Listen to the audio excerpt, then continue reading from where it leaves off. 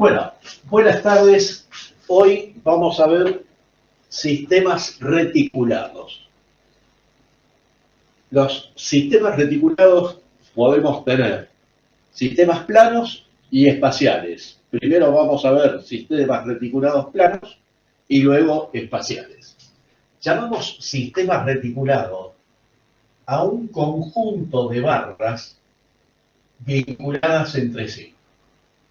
Las barras son elementos en los cuales la longitud es mucho mayor que las dos dimensiones de la sección transversal. En los sistemas reticulados se busca que en las barras de los 4 esfuerzos característicos que nosotros habíamos definido, normal, corte, momento torsor, momento flexor, se presente nada más que esfuerzo normal. Entonces, para que en las barras aparezca solamente esfuerzo normal, estos puntos donde concurren las distintas barras que llamamos nudos o vértices, para sistemas planos los consideramos articulaciones, o sea que no pueden transmitir cuplas. Y además, las fuerzas, tanto las activas, las que nosotros le apliquemos, como las reactivas, tienen que actuar en esos nudos. No puede actuar una fuerza en un punto intermedio de la barra, tiene que actuar en los nudos, para que aparezca solamente esfuerzo normal en estas barras.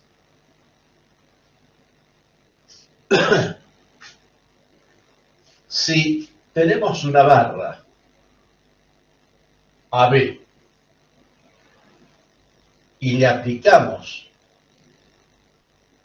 dos fuerzas P opuestas que coincidan con el eje de la barra, si los sentidos de las fuerzas que le aplicamos en los nudos A y B, o sea, en los extremos A y B de esa barra, tienen estos sentidos, las fuerzas, esas fuerzas están sometiendo a tracción la barra. Cuando nosotros queremos indicar el esfuerzo de la barra, llamamos esfuerzo de la barra, la acción de la barra sobre el nudo. O sea, si nosotros acá tenemos en B la fuerza P, en A la fuerza P, y quitamos las barras, quitamos la barra, los puntos A y B dejan de estar en equilibrio. Para equilibrarlos, tenemos que aplicar el esfuerzo de la barra.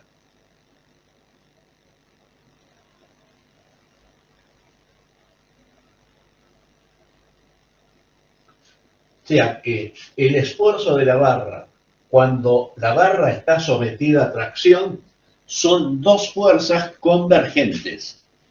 O sea, nosotros llamamos esfuerzo de la barra la acción de la barra sobre los nudos. Entonces, cuando una barra está sometida a tracción, el esfuerzo de la barra son dos fuerzas convergentes. En cambio, cuando la barra está sometida a compresión, o sea, las fuerzas que aplicamos en los extremos A y B tienen estos sentidos, esas fuerzas provocan compresión. Si nosotros quitamos la barra y dejamos las fuerzas P, los puntos A y B dejan de estar en equilibrio.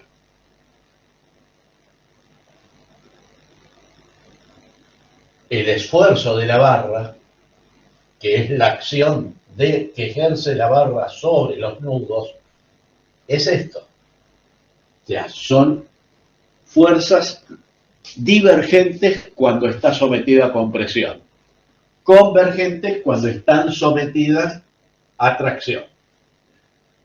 sea, esto es algo que ustedes suelen confundir. O sea, el esfuerzo de la barra con la acción de los nudos sobre las barras. El esfuerzo de la barra es la acción de la barra sobre los nudos. Por eso, cuando la barra está sometida a tracción, el esfuerzo de la barra son dos fuerzas que coinciden con el eje baricéntrico de la barra y los sentidos divergentes, convergentes. En cambio, cuando la barra está sometida a compresión, el esfuerzo de la barra son dos fuerzas opuestas que coinciden con el eje baricéntrico de la barra y son divergentes. Bueno, ¿cómo generamos o cómo podemos generar estos sistemas reticulados planos? Y para que se comporten como una sola chapa. Una de las formas es a partir de tres barras articuladas en estos nudos A, B y C. O sea, una barra en un plano se comporta como una chapa. O sea, que estas tres barras articuladas equivalen a una cadena cinemática cerrada de tres chapas, tiene 3 grados de libertad. Por cada nudo que yo agrego y uno ese nudo con barras a los nudos anteriores, sigue comportándose el sistema como una sola chapa. Y así podemos generar el sistema reticulado de la cantidad de barras y nudos que necesitemos. O sea, esta forma de generar un sistema reticulado se lo llama por triangulación. O sea, partimos de tres barras articuladas entre sí que forman un triángulo y por cada nudo que agreguemos vinculamos ese nudo a dos nudos anteriores. Otra forma de generar un sistema reticulado es partiendo de un conjunto de barras que conformen una cadena cinemática cerrada, por ejemplo, en este caso, de 6 chapas. O sea, esto así tiene 6 grados de libertad, porque las cadenas cinemáticas cerradas, los grados de libertad era igual al número de chapas. Bueno, si nosotros le agregamos 3 barras,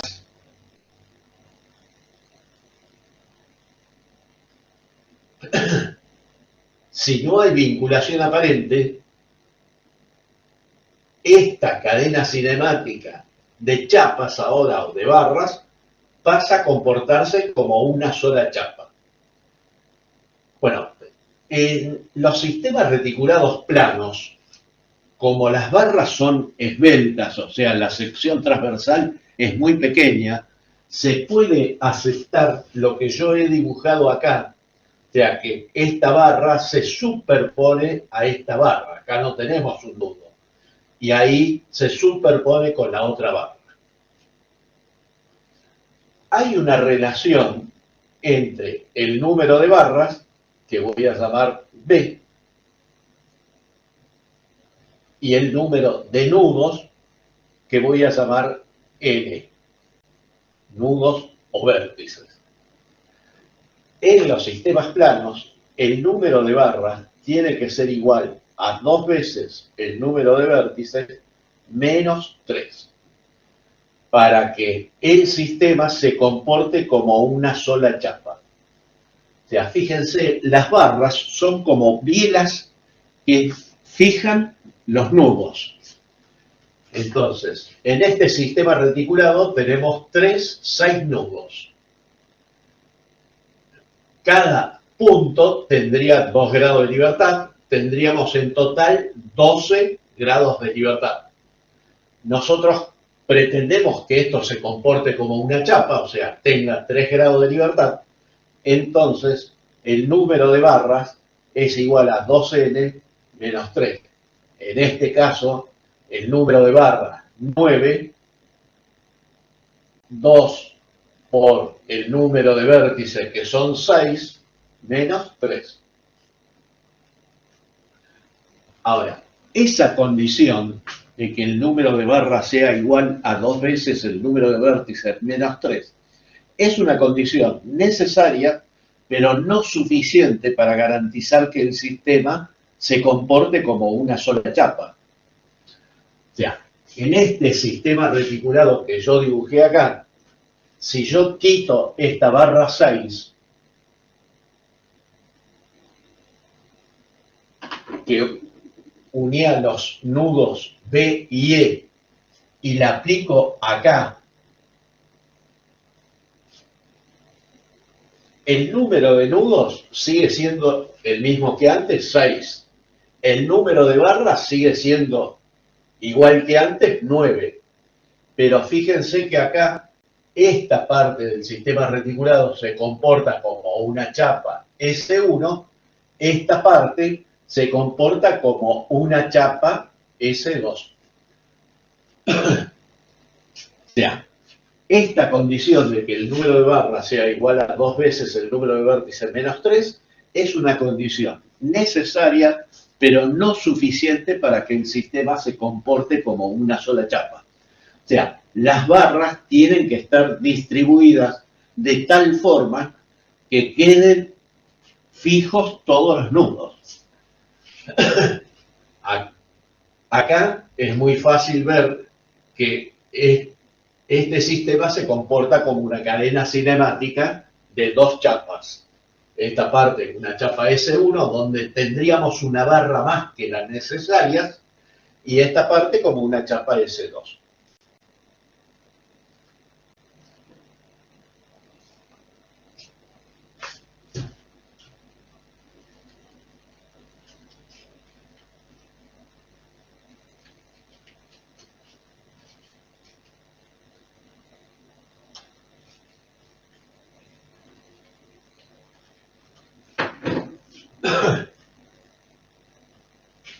Un detalle muy importante.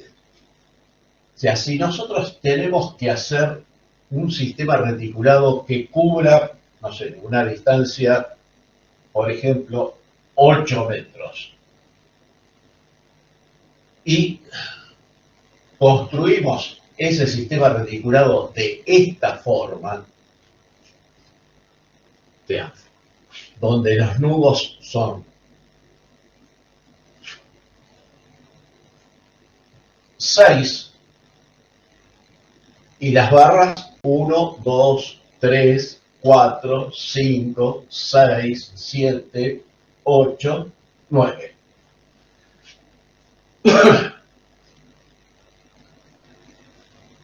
En las barras que están sometidas a tracción, la resistencia de ellas es independiente de las longitudes.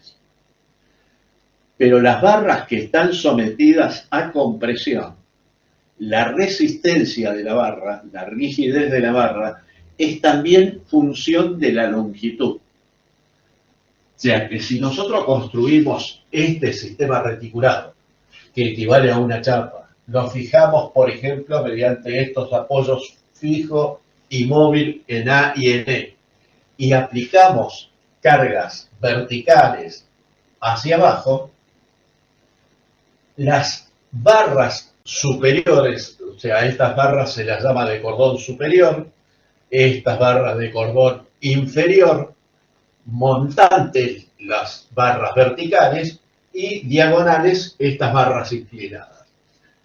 Bueno, con este estado de cargas, las barras 4 y 7 van a estar sometidas a compresión.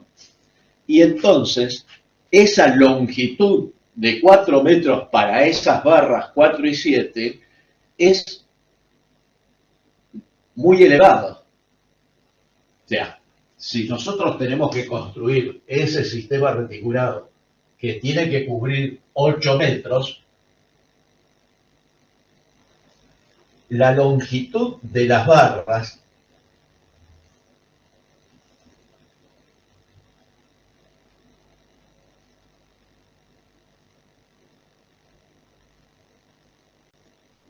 no puede superar determinada longitud. Porque en las barras donde aparece compresión, la rigidez, la resistencia, es función también de la longitud. Por eso, si nosotros tenemos que cubrir una luz de 8 metros para construir una viga de sistema reticulado, quizás tengamos que hacerlo con esta cantidad de barras y nudos. Fíjense que económicamente conviene más esto. Menos barras, menos nudos, menos mano de obra para armarlo. Pero como las barras donde aparece compresión, la longitud tiene que estar acotada porque si no puede presentarse el problema de pandeo. O sea, la rigidez no es solamente función del área de la sección transversal, sino también de la longitud. Bueno, esa palabra pandeo ustedes la deben haber escuchado algunas veces y van a ver el tema de pandeo en estabilidad 3. Por eso, nosotros cuando tenemos que construir un determinado sistema reticulado para cubrir una determinada longitud, quizás tengamos que emplear tantas barras y nudos para que las longitudes de las barras que aparecen sometidas a compresión no superen un determinado valor. O sea, en vez de construirlo así, tendremos que realizarlo de esta forma, a pesar que sea más costoso, porque tenemos más material y más mano de obra. Bueno, la ventaja de estos sistemas reticulados es que nos permiten soportar grandes cargas con estructuras livianas. O sea, si nosotros tenemos que construir una viga de 8 metros de longitud y actúan cargas verticales, quizás le tenemos que dar una determinada sección y el peso propio de esa viga va a ser importante. En cambio, en los sistemas reticulados, como las barras están sometidas solamente a esfuerzo normal, con estructuras livianas, o sea, con estructuras de poco peso, podemos soportar las mismas cargas que en los sistemas. O sea, en algunos libros los llaman sistemas de alma llena, aquellos pórticos o vigas como nosotros veníamos planteando para calcular esfuerzos característicos, y estos sistemas reticulados o armaduras también los llaman estructuras de alma calada.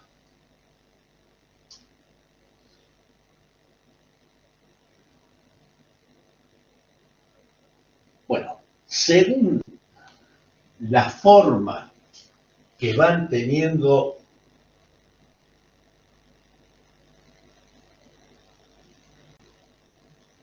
o sea, según la disposición de las barras, van tomando distintos nombres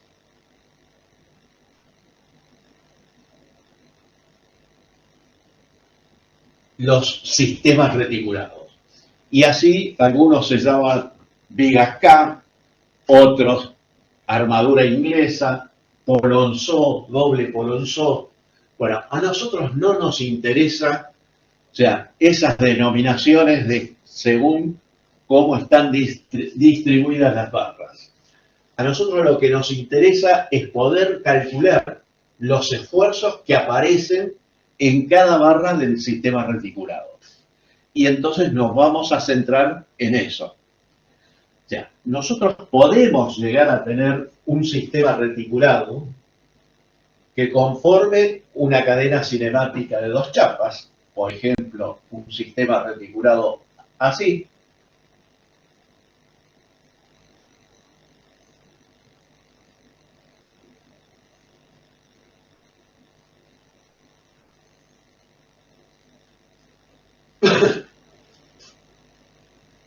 esto, planteado de esta forma, se comporta como un sistema, una cadena cinemática de dos chapas. Esta parte del sistema reticulado, una chapa, esta, otra chapa.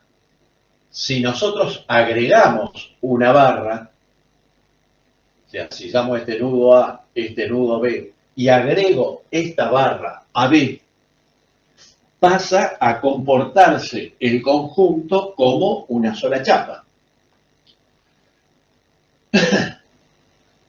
Ustedes acá me podrían objetar que la longitud de esta barra AB es excesiva frente a las longitudes de las otras barras. Pero si este sistema reticulado está sometido a cargas verticales y las reacciones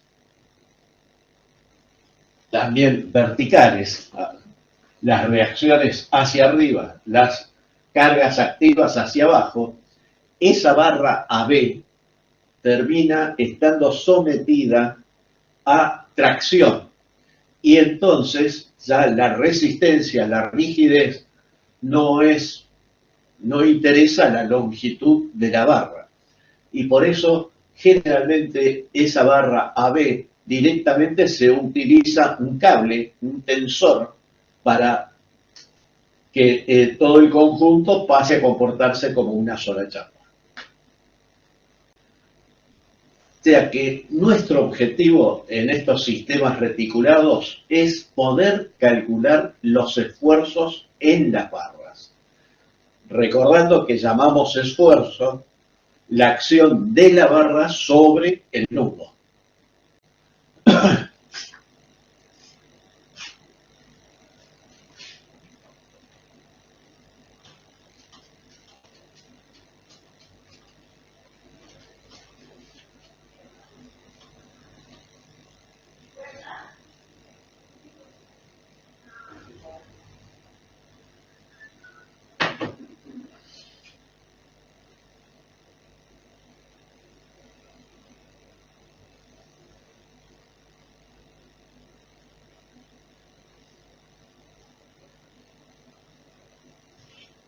Por ejemplo, si tenemos este sistema reticulado,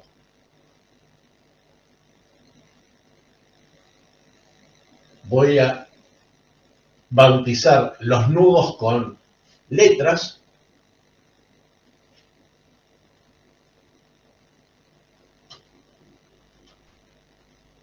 y las barras con números.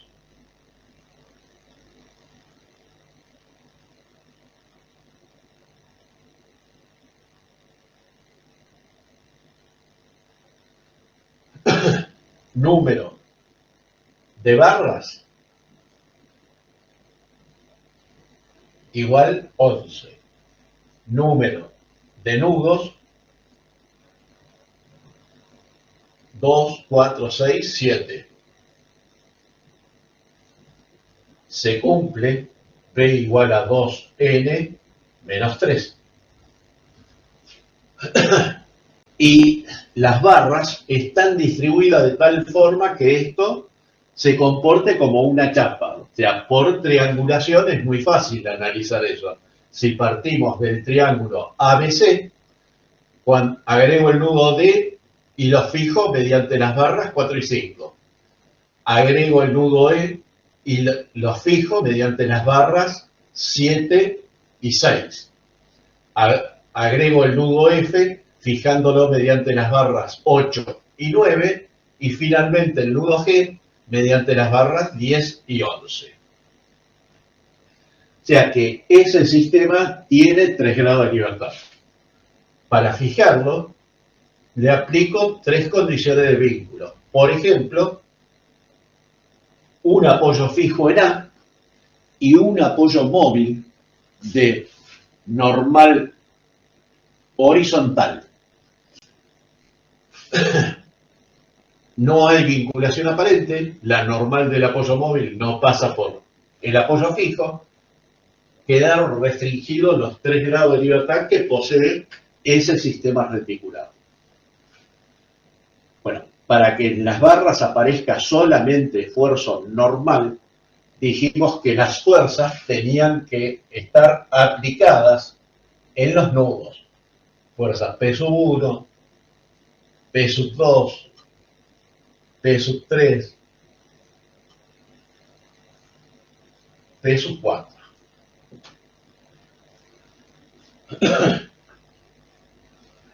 Nosotros dijimos que esos nudos los considerábamos articulaciones.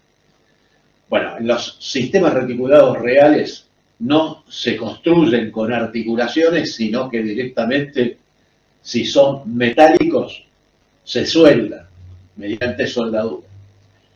Esas uniones que dejan de ser articulaciones y pasan a ser uniones rígidas, pueden que aparezcan en las barras esfuerzo de corte y momento flector. Pero esos valores son tan pequeños que el esfuerzo característico predominante va a ser el esfuerzo normal. O sea que se puede aceptar que esos nudos estén construidos en sistemas reticulados metálicos mediante soldadura. Si fuese una armadura de madera, directamente clavando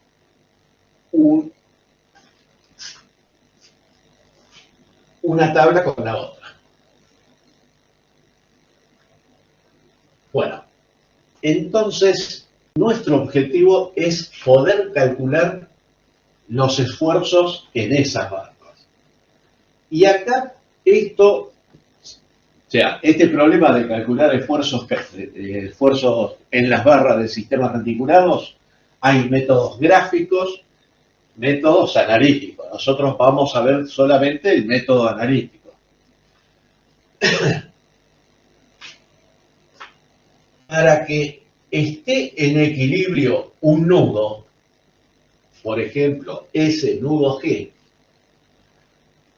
si nosotros imaginamos cortadas las barras 10 y 11 y analizamos el nudo G, tenemos el nudo G, la fuerza P1 y a ese nudo concurren las barras 11 y 10.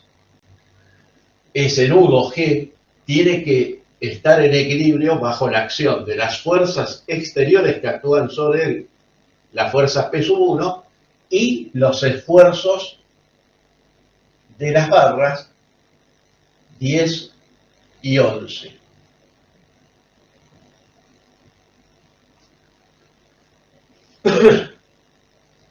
Ahí vamos a tener ¿cuántas incógnitas para resolver? 2. El esfuerzo normal de una barra es una sola incógnita escalar. O sea, porque tenemos perfectamente definida la recta de acción, la incógnita es el módulo y el sentido. Bueno, la estática para el equilibrio de un nudo, o sea, ahí tenemos un problema de fuerzas concurrentes en el plano, nos permite plantear 2 ecuaciones. Esas 2 ecuaciones podrían ser 2 ecuaciones de proyecciones. O sea que si nosotros tomamos un par de ejes XZ, podemos proyectar sobre X, podemos proyectar sobre Z. Adoptamos sentidos para las incógnitas, para los esfuerzos de la barra 10 y 11. Y entonces, para que esto esté en equilibrio, la sumatoria de proyecciones en X tiene que ser 0. Ahí tendremos P1 coseno de alfa 1 más, menos, por el sentido que yo adopté para S11, menos S11, si es horizontal esa barra, es paralela al eje X, nos queda directamente S11, más S10 coseno de alfa 10 igual 0, llamando alfa 10 el ángulo que forma el eje de la barra con el eje X y alfa 1 el ángulo que forma P sub 1 con respecto al eje X. Planteamos la otra ecuación, sumatoria de proyecciones en Z, para que esté en equilibrio igual 0, tendremos P sub 1 seno de alfa 1, esto negativo por el sentido que tenemos, la proyección de P sub 1 sobre el eje Z es negativo, más S10 seno de alfa 10 igual 0. Si la barra 11 es horizontal, su proyección sobre el eje Z es nula. Y ahí tenemos un sistema de dos ecuaciones con dos incógnitas que son S10 y S11. Resolvemos esas dos ecuaciones, obtenemos los esfuerzos de las barras 10 y 11. Bueno, si P sub 1 tiene este sentido, la barra 11 está sometida a tracción, por lo tanto el esfuerzo de la barra 11 actuando sobre el nudo G tiene ese sentido. La barra 10 sometida a compresión, el esfuerzo de la barra 10 actuando sobre el nudo G, este sentido. La acción de la barra 11 sobre el nudo opuesto, sobre el nudo F, va a tener sentido contrario a la acción sobre G. La acción de la barra 10 sobre el nudo E va a tener sentido opuesto al que habíamos obtenido analizando el nudo G. O sea que una vez que hemos resuelto este nudo G, por ejemplo, podemos plantear ahora el equilibrio del nudo F. No podría resolver el problema del equilibrio del nudo E, porque ahí tendríamos todavía tres incógnitas: los esfuerzos de las barras 9, 7 y 6. Pero el nudo F sí podemos plantear su equilibrio, porque ahí tenemos dos incógnitas. Bien. Planteamos ahora el equilibrio del nudo F. Ahí en F tenemos la fuerza P sub 2, que es dando el esfuerzo de la barra 10, que ya lo hemos calculado, y esto tendrá que equilibrarse con el esfuerzo de la barra 9 y el esfuerzo de la barra 7. Planteamos las dos ecuaciones que nos permiten plantear la estática para el equilibrio de ese nudo, obtenemos S7 y S9. Perdón, esta es la barra 8, S8. Una vez resuelto ese nudo, ahora sí podemos plantear el equilibrio del nudo E, porque ahí nos quedan dos incógnitas que son las barras 7 y 6. Luego venimos al nudo D y ahí nos quedan dos incógnitas que son las barras 4 y 5. Luego planteamos el equilibrio del nudo C y obtenemos los esfuerzos de las barras 2 y 3. Luego planteamos el equilibrio del nudo B y obtenemos la reacción RB y el esfuerzo de la barra 1. Y planteando el equilibrio del nudo A, obtenemos la reacción en A. O sea, que en este sistema reticulado, formado por 2, 4, 6, 7 nudos, 11 barras, el número total de incógnitas son una incógnita para el esfuerzo de cada barra, 11, más 3 para las reacciones de vínculos, 14. La estática nos permite plantear 2 ecuaciones para cada nudo. O sea que el número total de ecuaciones va a ser 14, el número total de incógnitas 14. Si el reticulado se presenta de esta forma, donde tenemos algún nudo al cual concurren solamente 2 barras, en este caso vimos que ese sistema de 14 ecuaciones con 14 incógnitas lo podemos dividir en 7 sistemas de 2 por 2. O sea que el cálculo de esfuerzos en las barras de un sistema reticulado puede ser un trabajo largo, tedioso, pero conceptualmente es muy simple, porque estamos planteando equilibrio de sistema de fuerzas concurrentes en el plano. Ahora bien, nosotros se nos puede presentar un sistema reticulado de la siguiente forma.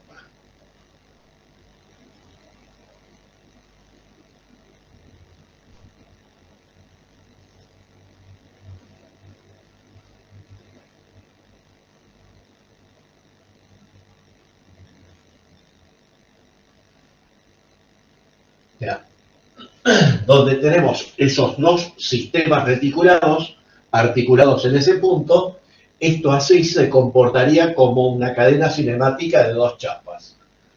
Para que el sistema equivalga a una sola chapa, quede con 3 grados de libertad, si damos estos nudos A y B, introducimos esta barra AB. Entonces, esto se comporta como una sola chapa, tiene 3 grados de libertad, lo fijamos, por ejemplo, mediante un apoyo fijo en A, un apoyo móvil en B de normal vertical. No hay vinculación aparente, porque la normal de B no pasa por A, queda fijo el pórtico.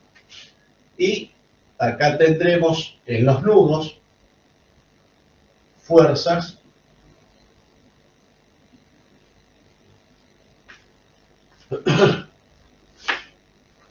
si nosotros analizamos acá el número de nudos, tenemos 1, 2, 3, 4, 5, 6, 7, 8, 9, 10, 11, 12, 13, 14, 15. El número de barras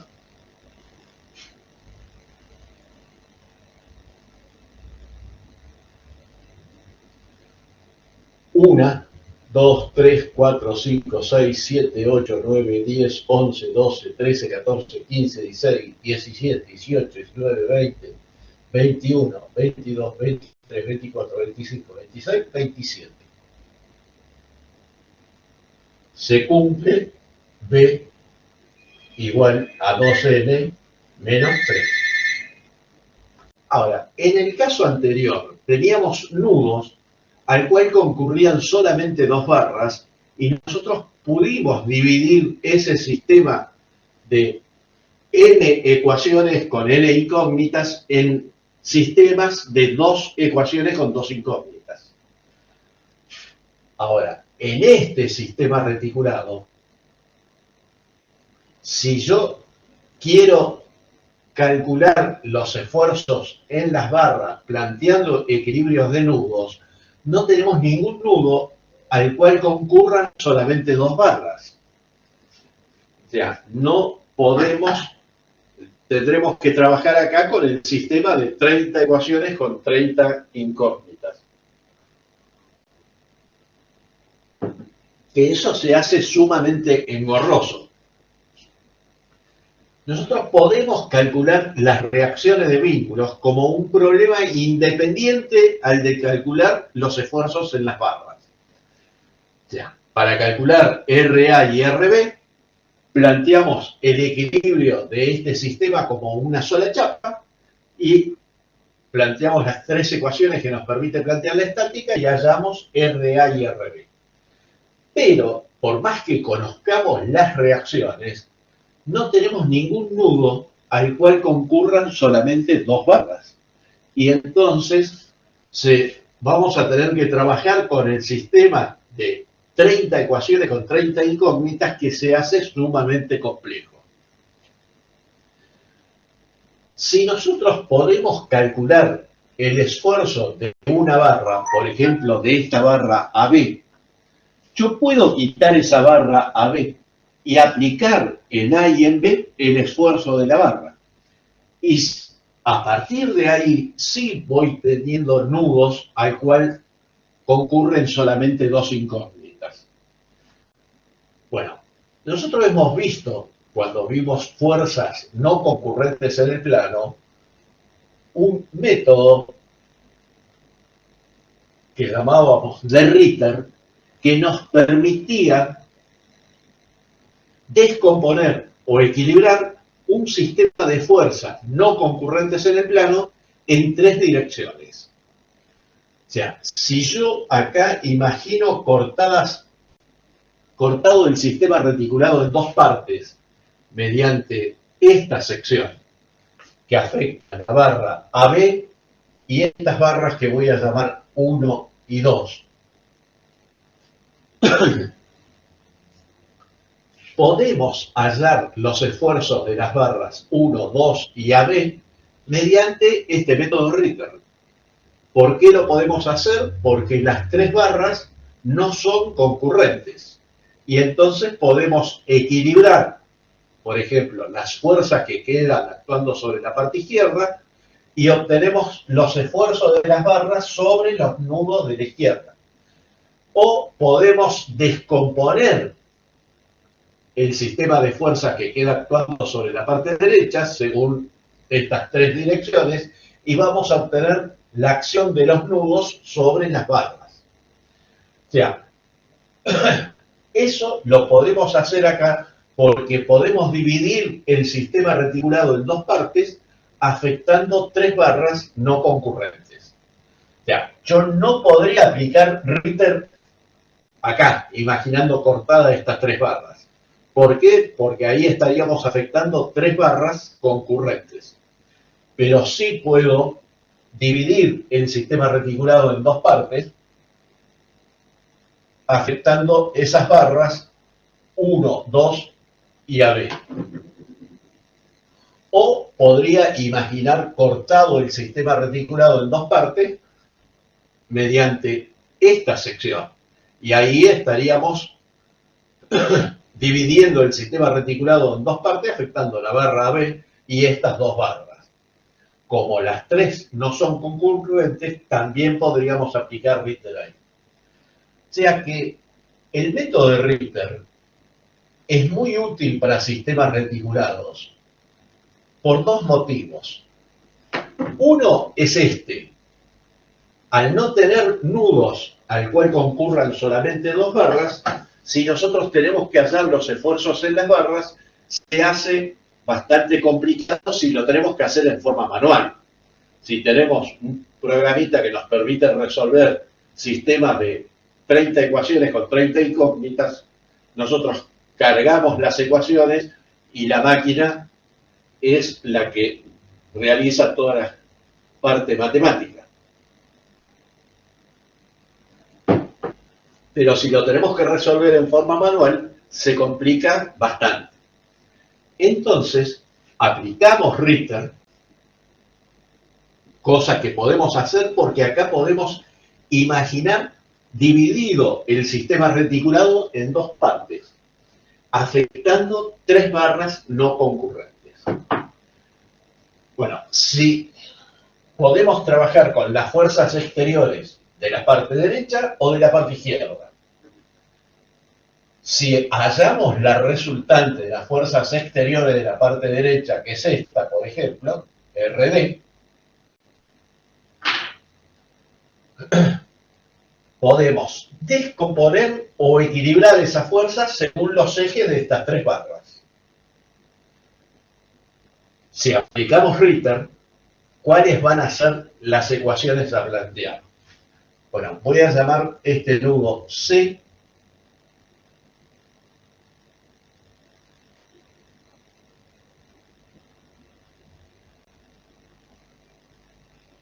vamos a imaginar que la barra 2 es paralela a la barra AB,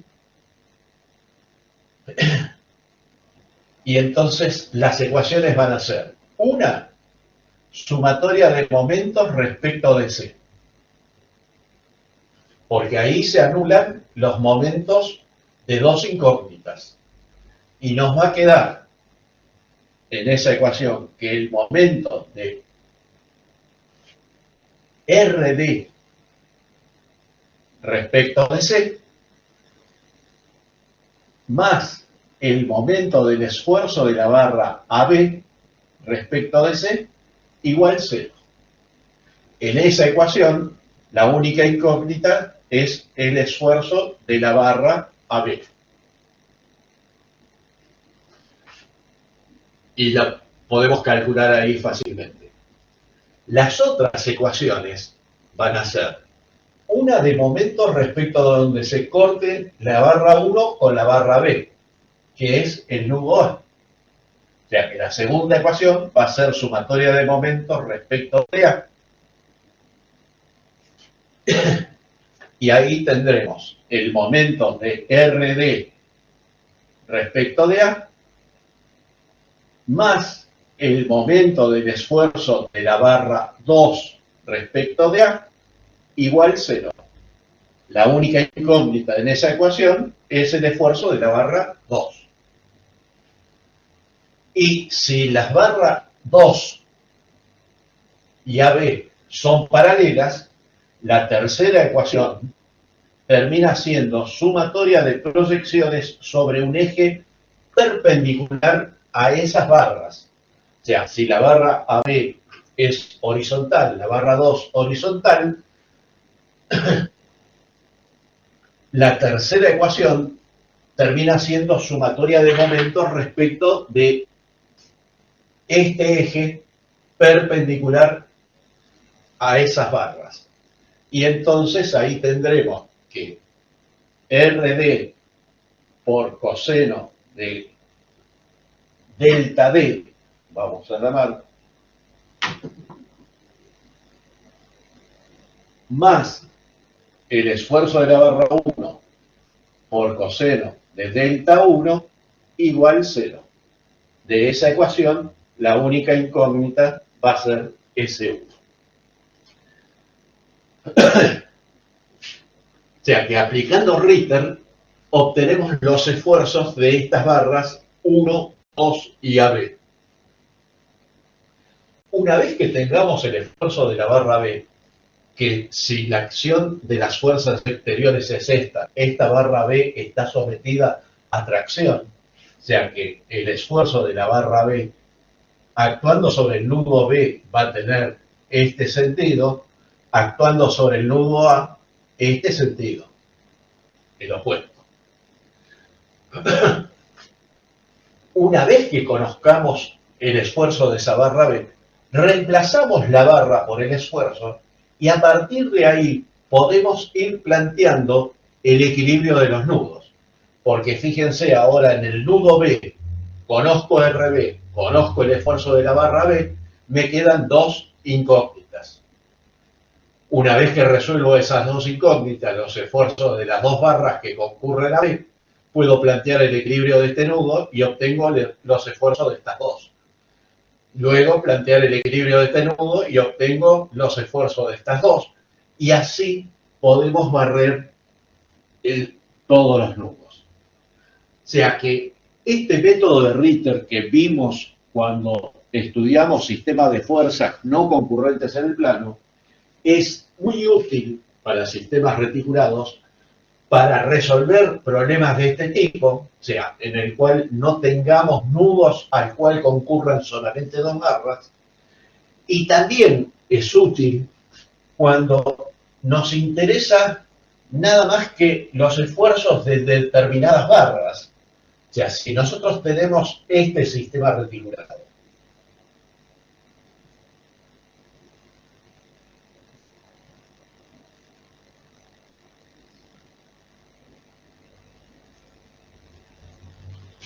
y las fuerzas activas son estas, hacia abajo,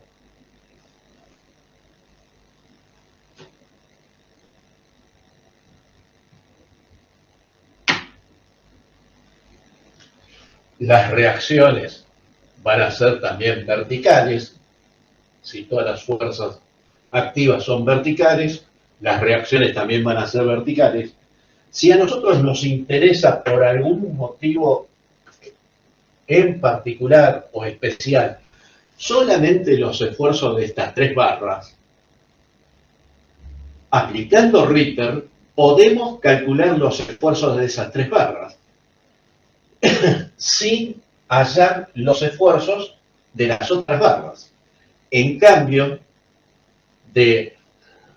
con el método anterior, el de plantear el equilibrio de los nudos, fíjense que primero tenemos que resolver este nudo, luego este, luego este, luego este, y recién ahí llegamos al planteo del equilibrio de este nudo y de este nudo, para obtener los esfuerzos de estas tres barras. En cambio, con el método de Ritter, nos centramos y podemos calcular los esfuerzos solamente de esas tres barras. O sea que el método de Ritter en sistemas reticulados planos tiene dos aplicaciones muy útiles. Una es cuando pretendemos hallar, necesitamos calcular los esfuerzos de determinadas barras, como el segundo caso, y la otra aplicación es cuando no tenemos nudos al cual concurran dos barras. El caso anterior, en todos los nudos concurrían más de dos barras, entonces no podíamos plantear el equilibrio de los nudos, y entonces, aplicando Ritter, hallamos, en realidad, lo que nos interesaba en el caso anterior es el esfuerzo de la barra B. O sea que no hacía falta aplicar todo el método de Ritter. Bastaba con plantear esta ecuación. Una vez que obtenemos el esfuerzo de la barra B, reemplazamos la barra por su esfuerzo y a partir de ahí podemos plantear el equilibrio de los nudos restantes. O sea, esas son las dos aplicaciones importantes, útiles, de ese método de Ritter para sistemas reticulados. Pero recuerden que siempre podemos aplicar ese método de Ritter siempre que podamos dividir el sistema reticulado en dos partes, afectando tres barras no concurrentes. Hay algunos sistemas reticulados más elaborados que este, que tampoco lo podemos llegar a resolver con el método de Ritter.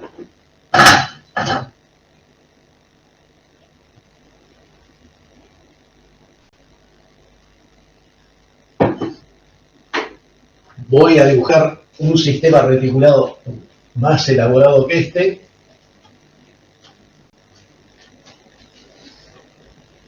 Y donde no podríamos aplicar Ritter.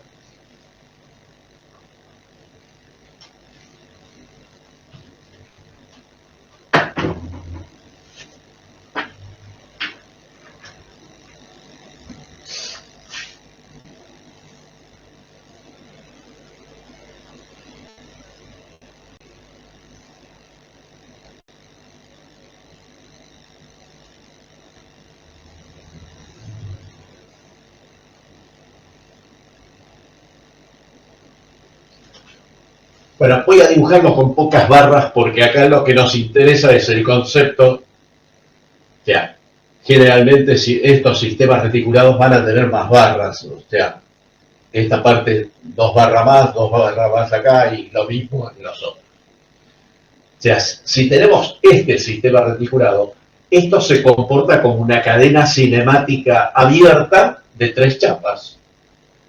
O sea, esta parte como una chapa S1, esta parte una chapa S2 y esta parte una chapa S3. Esto tiene 5 grados de libertad. Para que esta cadena cinemática abierta de 3 chapas equivalgan a una sola chapa, queden con 3 grados de libertad, podemos introducir estas dos barras. Por ejemplo, esta barra y esta.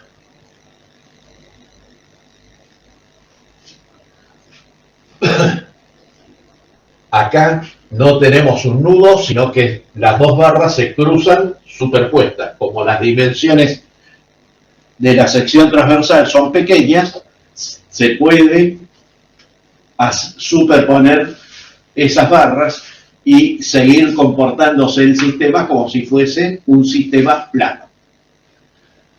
Bueno, planteado así, esto equivale a una chapa, tiene 3 grados de libertad, lo fijamos con 3 condiciones de vínculo. Por ejemplo, un apoyo fijo en A y este apoyo móvil en B. En los nudos tendremos las cargas,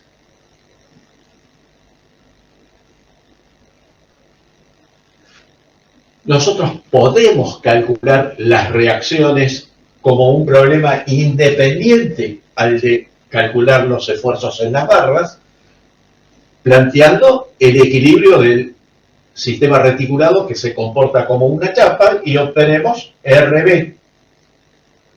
Bueno, si todas las fuerzas son verticales, RA también va a ser vertical.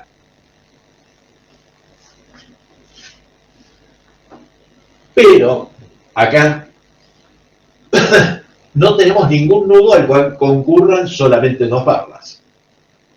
O sea, no podemos hallar o dividir el sistema de tantas ecuaciones con tantas incógnitas en n sistemas de 2 por 2. Y tampoco podríamos hallar los esfuerzos de, voy a llamar este nudo C y este nudo D, los esfuerzos de las barras AC y el esfuerzo de la barra DB. Porque si dividimos el sistema reticulado en 2 partes, si lo hacemos, por ejemplo, acá, con esta sección, ahí estaríamos afectando 4 barras. Si imaginamos dividido el sistema reticulado acá, también estaríamos afectando 4 barras, o dividido acá, o dividido acá. O sea, acá no podemos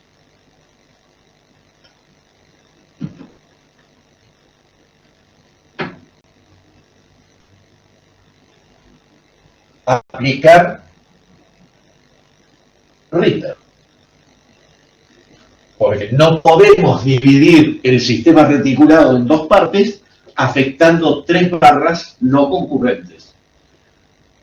Por donde lo podamos dividir siempre vamos a afectar 4 barras. Y entonces no es aplicable el método de Ritter. Bueno, hay métodos más elaborados que Ritter. Hay uno que se llama de Genever o de la barra sustituta, que se los menciono, no lo vamos a ver, no se lo voy a pedir, pero nos permite hallar el esfuerzo de una de esas barras y a partir del cálculo del esfuerzo de esa barra se van presentando nudos con 2 incógnitas.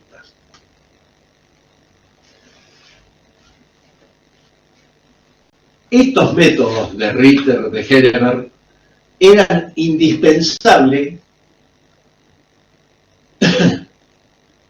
cuando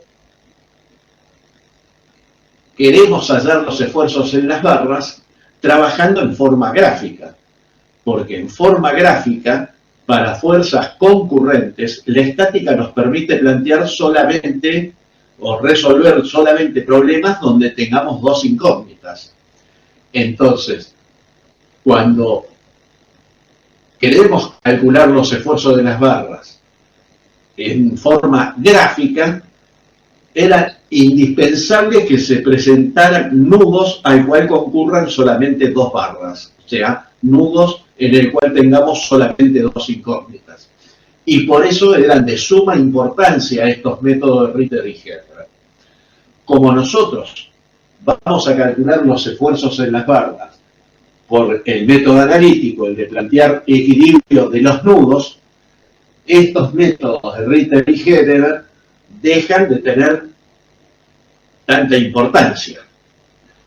El método de Ritter es importante especialmente cuando queremos hallar los esfuerzos de determinadas barras, entonces nos